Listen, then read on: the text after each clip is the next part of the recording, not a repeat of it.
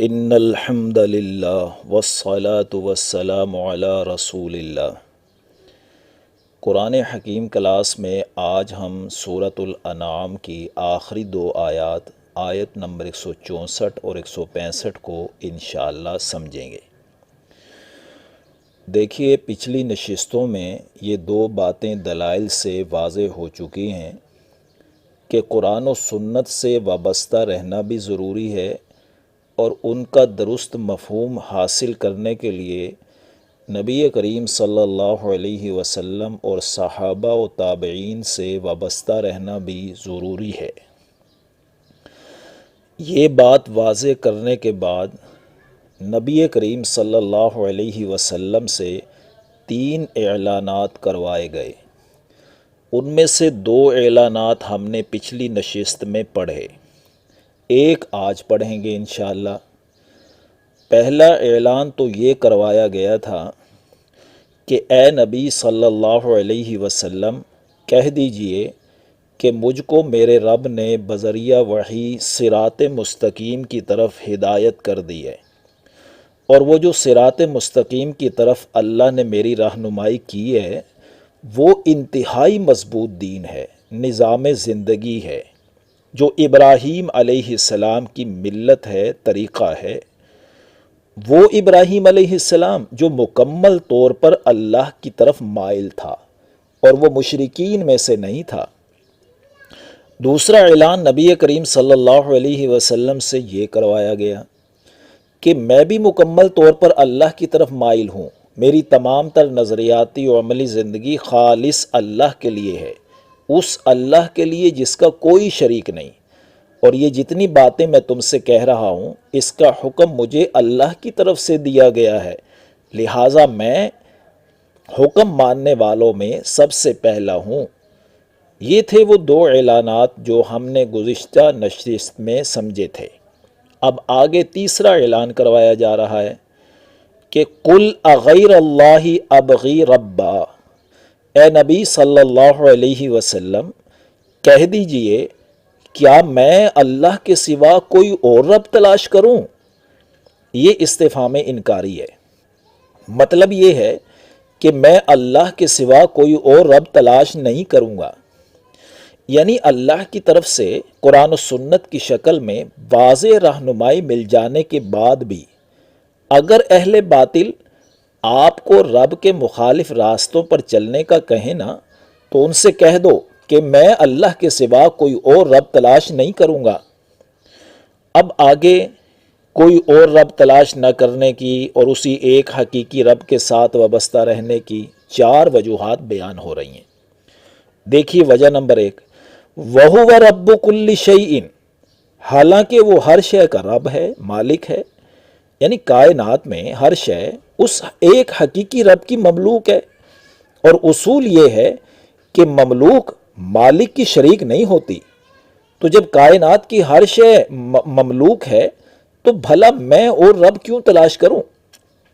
آگے وجہ نمبر 2 دیکھیے، وَلَا تَكْسِبُ كُلُّ نَفْسٍ إِلَّا عَلَيْهَا، اور کوئی بھی شخص جو بھی جرم کرے گا تو اس کا بوجھ اسی پر ہوگا۔ وَلَا تَزِرُ وَازِرَةٌ وِزْرَ أُخْرَىٰ، اور کوئی دوسرے کا بوجھ نہیں اٹھائے گا۔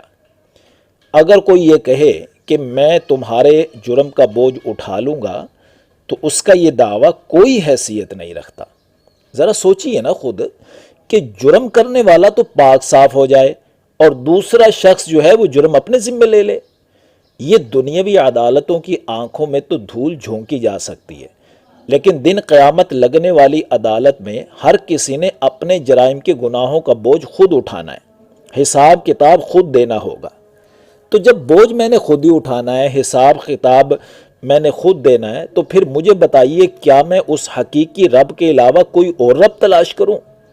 آگے تیسری وجہ دیکھیے، ثم الی ربکم مرجعکم، پھر اپنے رب ہی کی طرف تمہارا لوٹنا ہوگا، یعنی دنیاوی زندگی میں جو بھی عمل کرو گے اس کی تو فائل تیار ہو رہی ہے، پھر جب موت اور پھر قیامت آئے گی تو تمہیں اپنے حقیقی رب ہی کی طرف لوٹنا ہوگا، وہاں تمہاری پیشی ہوگی۔ فَيُنَبِّئُكُم بِمَا كُنتُمْ فِيهِ تَخْتَلِفُونَ، پھر وہ تمہیں خبر دے گا ان تمام باتوں کی جس میں تم اختلاف کرتے تھے، یعنی اس کے مطابق سزا اور جزا دے گا۔ تو جب ہماری پیشی ہی حقیقی رب کے سامنے ہونی ہے اور وہی اتھارٹی رکھتا ہے ہمیں سزا اور جزا دینے کی، تو پھر بھلا اس کے سوا کوئی اور رب تلاش کیا جائے؟ اب آگے چوتھی وجہ دیکھیے، وَهُوَ الَّذِي جَعَلَكُمْ خَلَائِفَ الْأَرْضِ، اور وہی ہے جس نے زمین پر تمہیں خلیفہ بنایا، یعنی پچھلے لوگوں کے چلے جانے کے بعد اب تمہیں اس زمین پر بسایا اور کچھ اختیارات دے دیے، عمل و ارادے کی آزادی دے دی۔ تو یہاں اللہ نے ہر موجود دور کے انسانوں کو ماضی کی یاد دلا کر مستقبل کی طرف متوجہ کیا کہ جس طرح پچھلی اقوام اور آباء و اجداد کچھ عرصہ زمین پر رہے، یہاں کے اسباب و وسائل سے فائدہ اٹھایا اور پھر چلے گئے۔ اس حقیقت پر اگر ہم غور کریں تو پچھلی 1 صدی کا شاید ہی ہو کہ ایک شخص بھی نظر آئے۔ اسی طرح عنقریب ہماری بھی ساتھ بھی لپیٹ دی جائے گی۔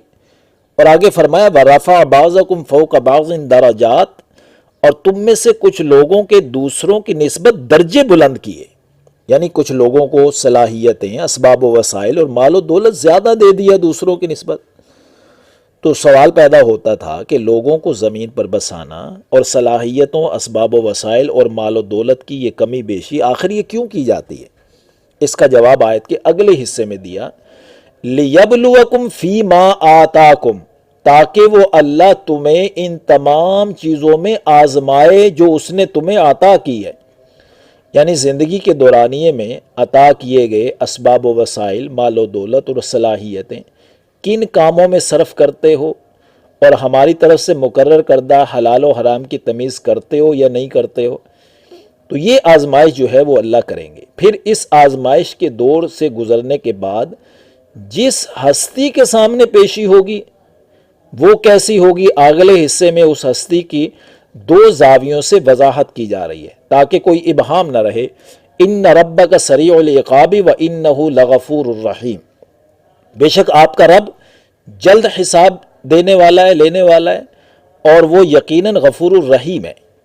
تو ہر انسان کو یہ دونوں باتیں ذہن میں رکھنی چاہیے کہ دن قیامت جس رب کے سامنے پیشی ہوگی وہ اگر غفور الرحیم ہے تو سریع الحساب بھی تو ہے، سریع العقاب بھی تو ہے۔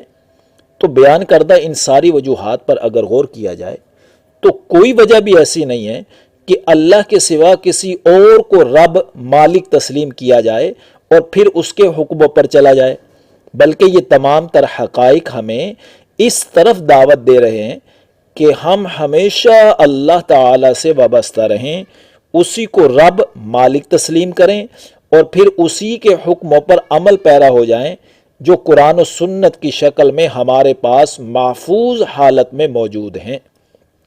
آج الحمدللہ سورۃ الانعام مکمل ہو گئی۔ آئندہ انشاءاللہ سورۃ الاعراف کا آغاز کریں گے۔